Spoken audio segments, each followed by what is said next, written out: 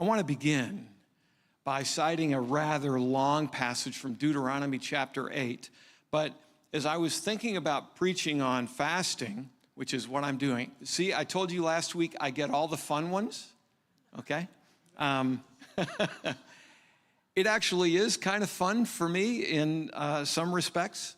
Fun is actually not exactly the right word for it, but it has been immensely rewarding over the course of my life to fast and to encounter God in those times. In my regular devotions, unconnected to this, I came across this passage from Deuteronomy chapter 8, verses 1 to 18. I'm not going to be reading from the English Standard Version, but from the New Revised Standard Version, and that's what's going to come up behind me over here. And I may stop myself occasionally here because there are a couple of things I want to highlight as we go through this passage. But what it does for us most beautifully, I think, is envision us for what the end of the practices is. What is it that we're aiming for here? What is it that God holds out to us here in life and in the practices? What's the goal to which we're striving? So Deuteronomy chapter 8, verses 1 to 18.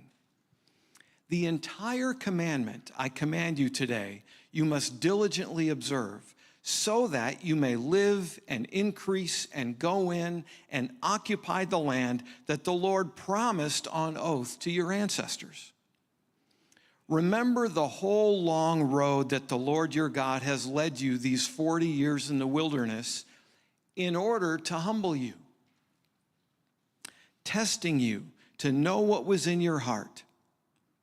And I think in the message here, I think I really like what Eugene Peterson does with this. He says, testing you to know what was in your heart. He says, to see what you are made of. To see what you're made of.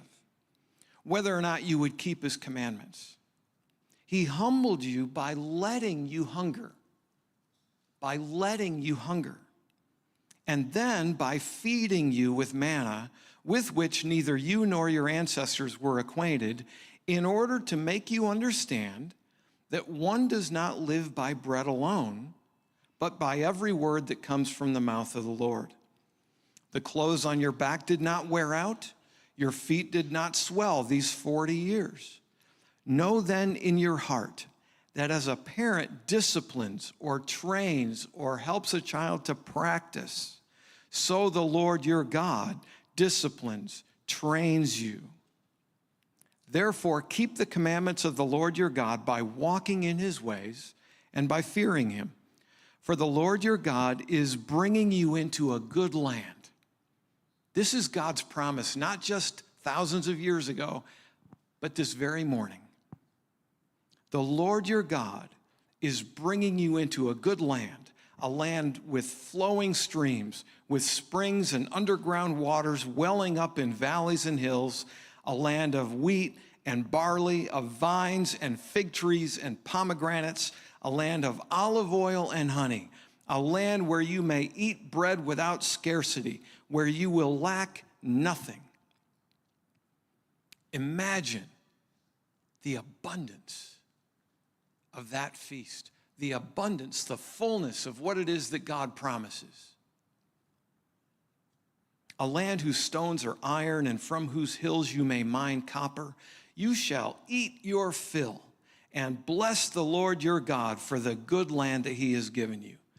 But take care that you do not forget the Lord your God by failing to keep his commandments, his ordinances, and his statutes that I am commanding you today.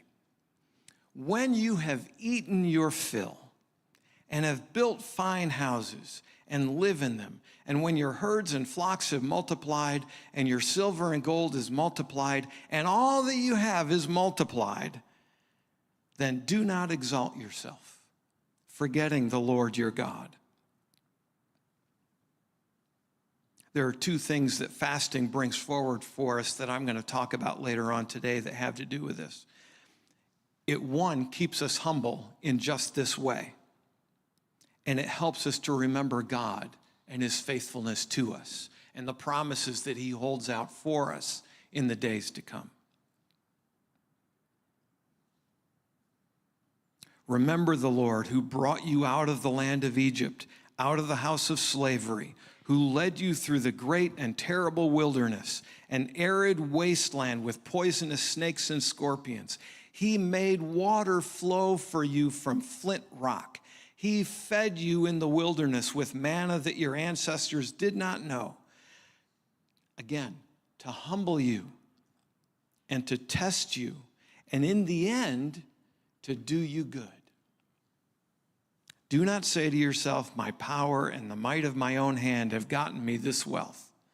But remember the Lord your God, for it is he who gives you power to get wealth, so that he may confirm his covenant that he swore to your ancestors, as he is doing today.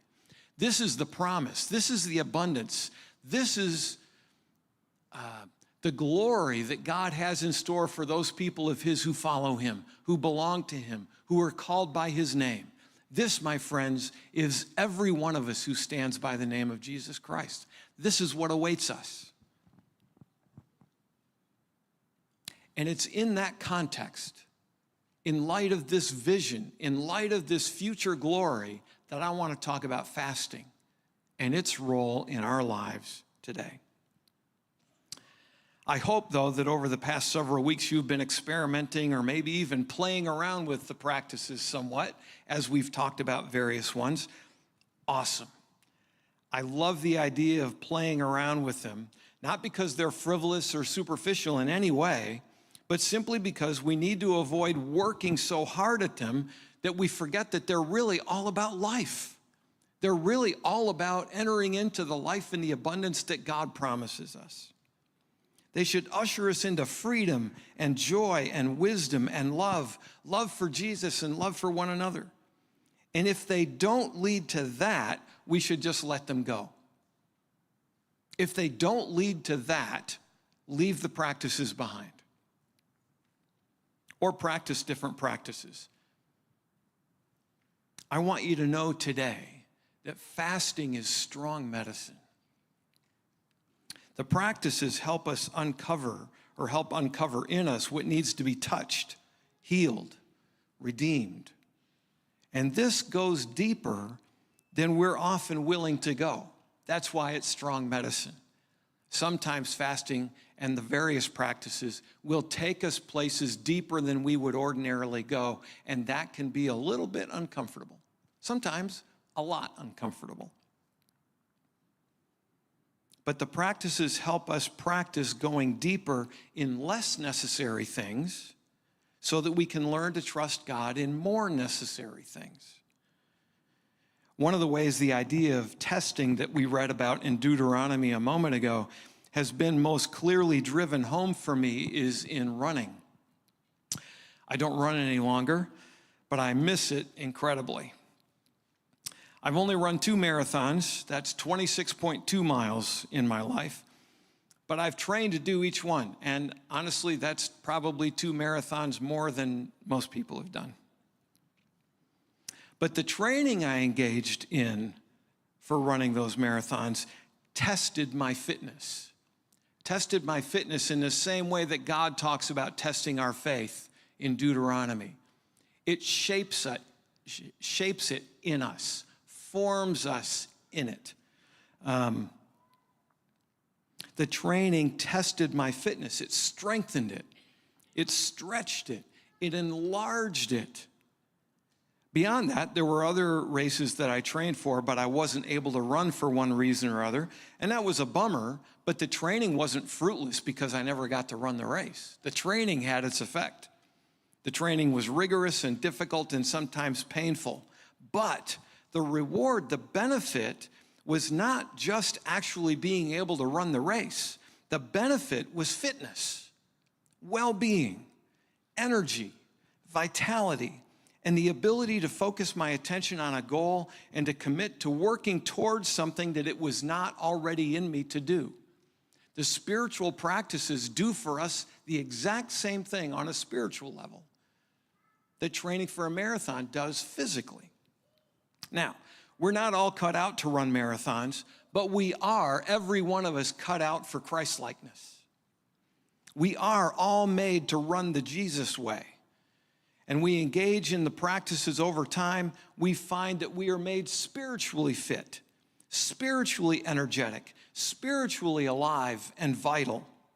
And we carry within us a sense of well-being that we cannot know apart from the increased closeness to Christ that comes from abiding in him, because he abides in us. So just as physical training tests, expands, enlarges our fitness, so God tests, expands, and enlarges our faith. And one of the primary ways he does this is through the practices. We can, of course, wait for random times of trial and random times of hardship and suffering and difficulty and allow those to test our faith, because they will. And trust me, those times are going to come, whether you're prepared for them or not. But those times are very often really critical times in our lives, big, momentous, challenging times in our lives that will change us. But what if, when they do come, we were ready for them? What if we were better able to handle them than we would be otherwise? What if we could not just survive those things, but enlist them in our abiding with Christ? We saw in the Deuteronomy passage that God tested Israel's faith in the wilderness for 40 years in order to humble you, testing you to know what was in your heart, whether or not you had it in you to keep his commandments. Note this, it is not in you. You don't have what it takes. The testing itself forms it in us, births it in us.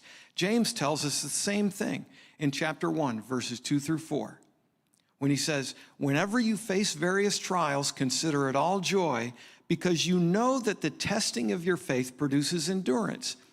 And let endurance complete its work, so that you may be complete and whole, lacking in nothing. Again, we see that it's abundance and fruitfulness that we're made for. And notice too here that the goal is, in the end, for us to be mature and whole and complete. So like I said a moment ago, we will face trials. You will. You may be in the middle of one right now.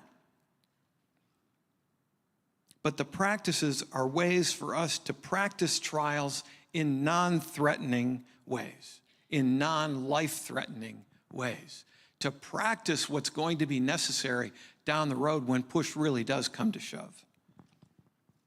But remember, even when it does go well for us, it does not go well because of us. It does not go well because we do all the practices, or because we get really good at them, or because we're really faithful in doing them or exercising them.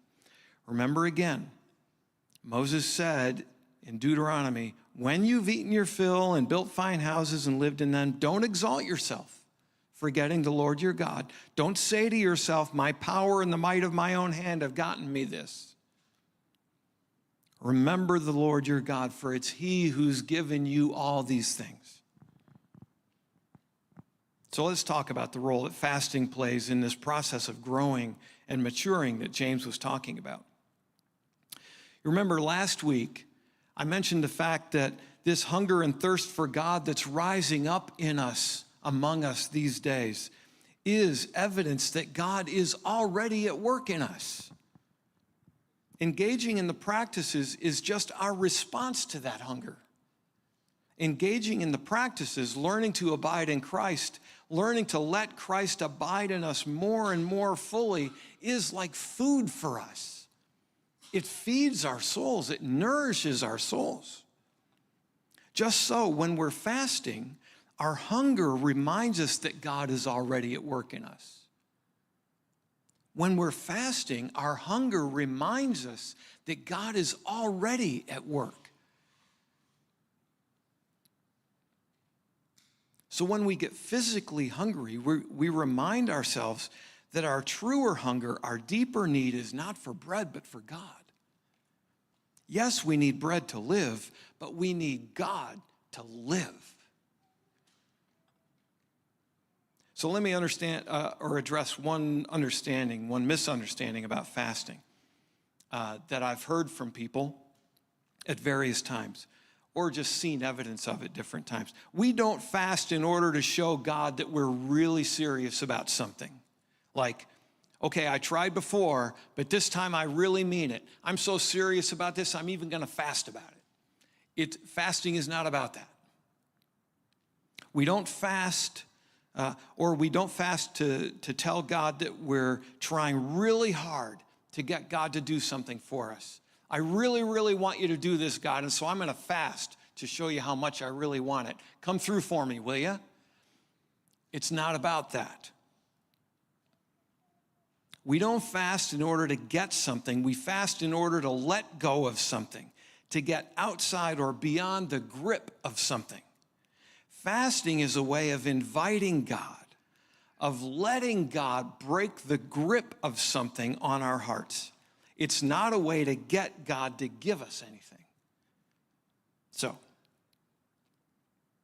when we first talked about this series that we're doing on the practices, the very first practice, when Phil's like, is there anything in particular on your heart you want to preach about? And I'm like, yes, fasting. Fasting is the one I want to talk about. And again, not because it's necessarily so much fun, although there have been times when I did enjoy it. Most of the time, it's not fun. Most of the time, I don't enjoy it a whole lot. But I will tell you this. I am not the same man I was before I started fasting on a regular basis. It has changed my life. It's deepened my relationship with God. It's enriched my appreciation for all of his goodness to me. And it's put me in a place where he can get at the part of me that he wants to get at in ways that even if I want to, I just can't change. But it's been my way of inviting him in to change that he wants to change, that I am incapable of doing. I don't know if my reasoning or my theology was sound at the time, because I can't remember honestly what drove me, what motivated me to do it. But there was a period of about 4 years in my life, probably 25, 30 years ago. I mean, it was a long time ago. But there was a period of about 4 years where I fasted every Tuesday, 1 day a week for 24 hours. Usually I fasted from breakfast to breakfast. Occasionally, if my schedule or other commitments got in the way, I would go dinner to dinner. But I will admit, I did breakfast to breakfast on purpose because I was a wuss. Honestly, I knew I wanted to spend the last hours that I was going to be fasting before eating asleep. Interestingly enough, though, I think the hardest period during a fast, at least a 24-hour one, the hardest period is actually before that. It's because you get to this place where, after a few hours, your body's like, notices something's different. Okay, hold on, forgetting something here, all right? And you become mindful of that. But regardless, that's how I would normally practice this. And then I stopped after, I still fast now and then. Sometimes I just simply fast from a meal.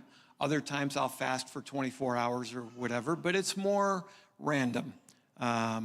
Or I'll just wait for God to prompt me to do that at a particular time.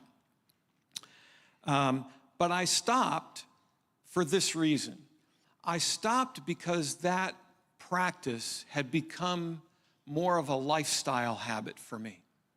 I stopped because it had become just, this is what I do on Tuesdays.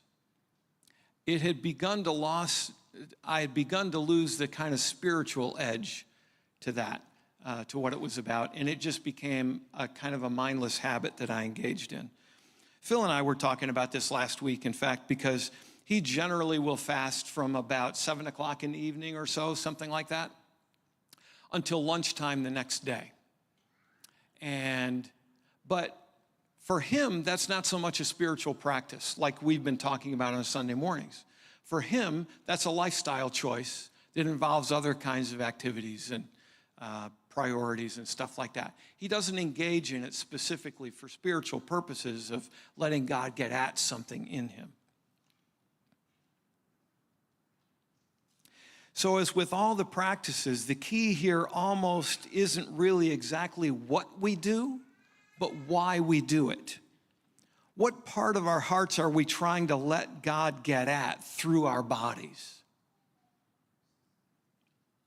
If we start there, and then we look for a practice that will help us address that issue, we'll have a much more reliable foundation for doing whatever practice it is that we're doing. You should know as well that even if you're only doing a 24-hour fast, like I said a moment ago, the first several hours might be the hardest, and then after that, you kind of hit a stride or a rhythm, get to a place where it's really not that difficult. I do want to share with you 4 things that fasting has taught me. But before I do, I want to give you a little disclaimer here. There are big, huge, long fasts that last days or even weeks. There are cleanses and detoxes and all kinds of things like that that you might go through for any number of different reasons, and those, none of which are what I'm talking about today.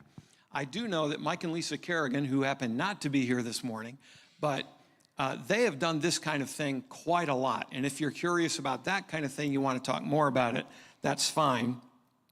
But I will say that that is not what we're talking about here today. Also, even though 24 hours is not a super long time, it is long enough to be uncomfortable.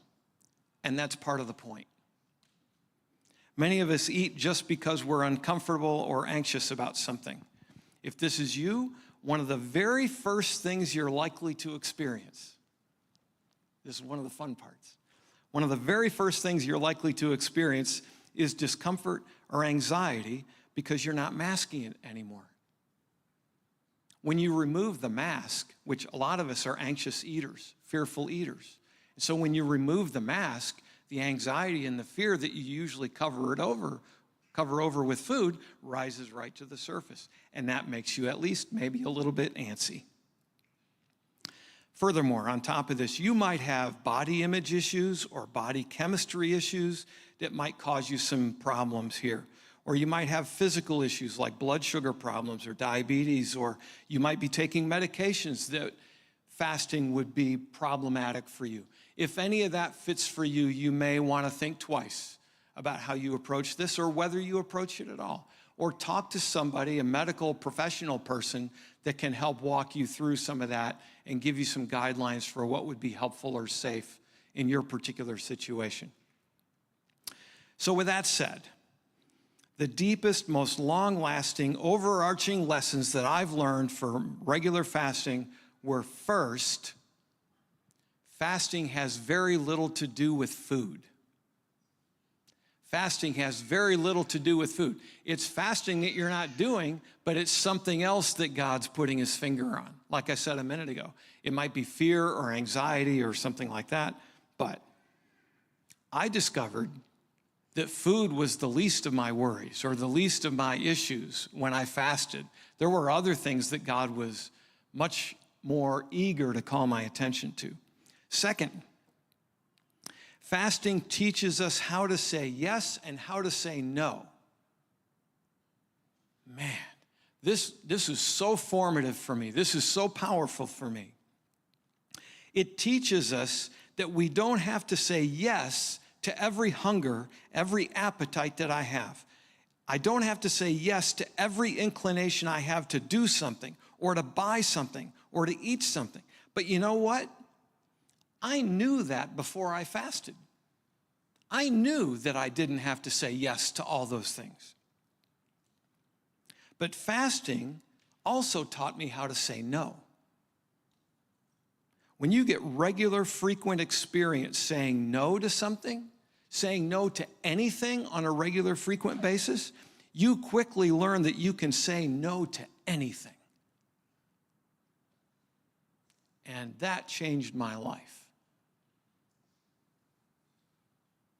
Reminding me that every opportunity to say yes or to say no, I'm not a slave to those things, to those appetites, those hungers, those desires, those inclinations that I have. I don't have to say yes to any of it, and I can say no to all of it. The third thing is related to that. It teaches us the difference. Fasting teaches us the difference between wanting something and needing something. I really want food. I really want to buy that book or those books if it's me. Okay. I really want that. Feels often like I really need that. Learning to recognize the difference between wants and needs is super helpful, because then once we know that, I don't really need that, I just want that. Therefore, I can say no to that, or I can freely say yes to that. And then fourth, fasting taught me what Paul meant when he said we need to make our bodies our servants. He begins to talk about this idea in his first letter to the Corinthians in chapter 9, where he talks about all the people who were both giving others grief and also getting grief because they were eating certain kinds of foods or because they didn't eat certain kinds of foods. He says to them, everything's permissible, but not everything's beneficial. Needs and wants. Everything's permissible, but not everything is beneficial. But I will not be mastered by anything, Paul says. I will not be mastered by anything. Someone else put that same idea this way: I'll be the prisoner of nothing. Many years ago, I began to put a personal mission statement together, and that line found it into my personal mission statement. I will be the prisoner of nothing. Unless we intentionally choose otherwise, we are slaves to our appetites. So Paul says we should make our bodies our servants. Which means the first question that we need to ask is, what appetites are controlling me? What appetites are dominating me? If you're courageous enough to find out, start fasting. If you don't know and you want to know, start fasting. You'll find out pretty quickly. And before you know it, those issues will rise right to the top. Paul talks about this whole idea of training and of making our bodies our servants, as I said in 1 Corinthians 9, 24 to 27, when he says, don't you realize that in a race everyone runs, but only one person gets the prize? So run to win. All athletes are disciplined in their training. They do it to win a prize that will fade away, but we do it for an eternal prize. So I run with purpose at every step. I'm not just shadowboxing, he says. I discipline my body like an athlete, training it to do what it should. Otherwise, I fear that after preaching to others, I myself might be disqualified. How many of us feel like slaves to our bodies? You know, it ought to be exactly the other way around, precisely the other way around. We ought to be dictating to our bodies what they're going to engage in or give themselves to. The verb there where Paul says, I discipline my body, the verb there in the Greek means to strike under the eye. So this is where the shadow boxing idea comes in. If you're inclined to boxing and stuff like that, he's really talking about the fact that you might say you want to give your body a black eye. You want to say you want to beat it up and put it in its place. You're done being dictated to by your body. If that's the way you feel, fasting's a great place to start. It'll teach your body where it gets off. Your spirit and your soul are going to call the shots from now on. You might, I looked up this passage in several different translations, and I just want to share with you one right after the other what they look like here. The one I just read from is from the New Living Translation. I discipline my body like an athlete. I train my body and bring it under control. I subdue my body and make it my slave. I tame my body and bring it into subjection. I am my body's sternest master. I make my body do what I want it to do. And then in the message, I don't know about you, but I'm running hard for the finish line. I'm giving it everything I've got. No lazy living for me. I'm staying alert and in top condition. I'm not going to get caught napping, telling everyone else all about it, and then missing out myself. You get the idea here, the theme here? It's like, I'm not going to let you run my life anymore, body. I'm not going to let my appetites and desires control me in that sort of a way any longer. So what about fasting from things other than food? You know, like technology and stuff. Honestly, I think that fasting from food is the best way to get at most of our issues, but anything can get a grip on us and make us its prisoner. I can totally believe that for some of us, it might be harder for you to go 24 hours with your phone than 24 hours without food. I'm totally serious. I know that's true for many of us. What does that tell you? What does it tell you that it's harder to set your phone aside for 24 hours than it is to go without eating for 24 hours? Oh my gosh. Part of the difference, though, between fasting from food and, say, technology or something, is that we need food to survive. Most of us don't need our phones to survive. There may be exceptions to the rule, but I had a problem, for example, with gluttony for many years. Now, when most of us think about gluttony, we think of overeating and stuff like that. I've never been very overweight, but my gluttony didn't have to do with food. My gluttony had to do with books and ideas, believe it or not. I know I'm weird, but trust me, this is true. When I would read a book and come across a great idea, I would not stop and reflect on that and think about it, maybe write it down in my commonplace book or anything like that. I would say, oh my gosh, if this is in there, there must be more, even cooler stuff in here. And so I would race from that idea onto the next idea, thinking there's got to be more cool stuff here. There's got to be even, I can't imagine how much cool stuff there must be here. Very much like I imagine some people saying, oh my gosh, this pizza is so good. I can't stop with just one. I've got to eat. Maybe I should just buy another pizza, a second pizza. Or maybe I should just, a bowl of ice cream is okay, but oh my gosh, that whole half gallon, whoa, man.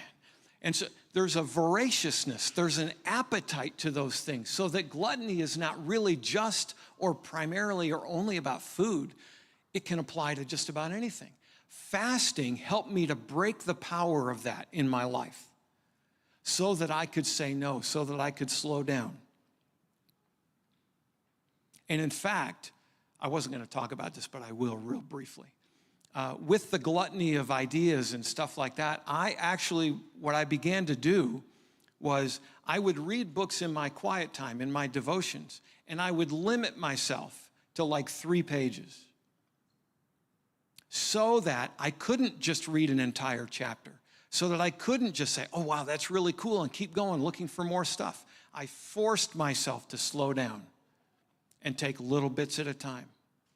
And I'm telling you, you'll be amazed at what regular fasting will do for just your regular appetite, for your ability to say no when you're full at the end of a meal. Anyway. Fasting from technology may free you to embrace solitude and silence in a way that you never have before. Fasting from buying anything may free you from the chains of consumerism. Fasting from people for a while may help you discover a sense of self that you've never known before. You may understand yourself better after fasting from other people than ever before. And you may also talk about things rising to the surface. You may discover there that you're not really all that crazy about yourself, that you don't like what you see. It may very well be that where some people use food to cover up, their fears and anxieties and stuff like that, that you use people to cover up those holes as well. And when you spend time in solitude, sometimes that kind of thing rises right to the surface as well. But you see, what a gift. What a gift that is, to then have that brought up into your conscious mind so that now I can do something about this. When you're a slave to something, you're very often not conscious of the thing that you're a slave to. It just is the way that you do you. But when that thing comes to the surface, it's like, okay, now I've got a choice to make. What am I going to do with this? And that's one of the things that makes fasting so difficult, because then you are kind of in this place where, how do I move forward from here? And this is where it can be really helpful to have some trusted person in your life that you can go to and talk with about these things and pray with about these things. The real question is not so much, what can I give up? But what has a grip on me? The real question is not, what can I give up? What kind of thing can I practice fasting from? But what has a grip on me? In what part of my life do I experience frequent defeat and failure and discouragement? Where does God want to bring freedom, release, and victory in my life? This takes real discernment, like I said, and you may need to seek somebody out to talk with about what kind of practice might help you get in touch with that or make headway in that struggle. The truth is that fasting and many of the other practices often uncovers this vast emptiness in us, or a great dependency in us, or a gaping hole or need or sin in us. But I hope that you can see the gift that kind of revelation is to us. It may be the very doorway into life and hope, victory and peace and freedom. It may be that, as it was for Joseph way back in Genesis, that the darkest black pit is none other than the womb of promise. It may be that the whole time you've been looking for God to break the power of this thing over you, he's been saying, sure, let's me and you do that. This is what abiding in Christ is about. I think the absolute most important thing that fasting does for us is make us humble. It doesn't take more than a few hours without food to help us see how easily we get bored or irritable or snap at people. When you put yourself in this position over and over again and begin to rein in your body like a cowboy reins a wild stallion, you come to experience healing and victory in ways you probably have seldom imagined. King David had learned a lot about humility the hard way. We don't have to learn it in the same hard way that he does, although I guarantee you, you'll learn it one way or another if you give yourself to Christ. In Psalm 119, there are 3 verses on humility that teach us well here. Verse 67 says, before I was humbled, I went astray. Before I was humbled, I went astray, but now I keep your word. Verse 71 says, it is good for me that I was humbled, so that I might learn your statutes. And in verse 75, I know, O Lord, that your judgments are right, and that in faithfulness you have humbled me. You've humbled me because you love me. You've humbled me because you have my good in mind. You've humbled me in faithfulness.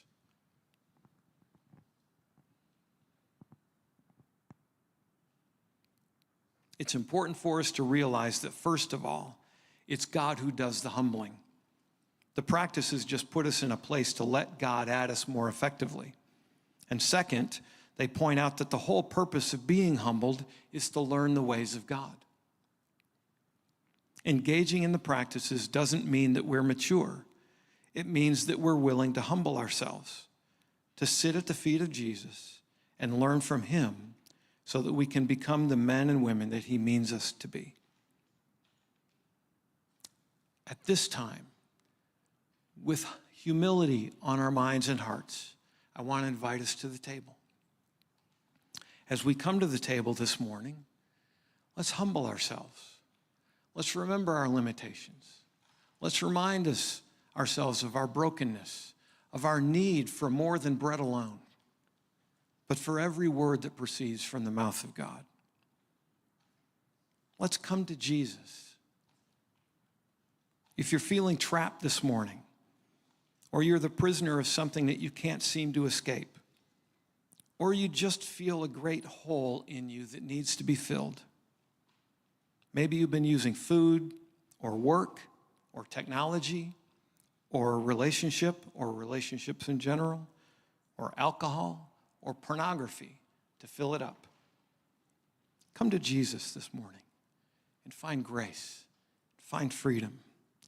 As the writer to the Hebrews says, if any of that fits for you, come boldly. Come boldly to the throne of grace so that you may find mercy and grace to help in time of need. Come find refreshment for your body and your soul in the body and the blood of Christ. Remember, return to your seats and we'll take it together.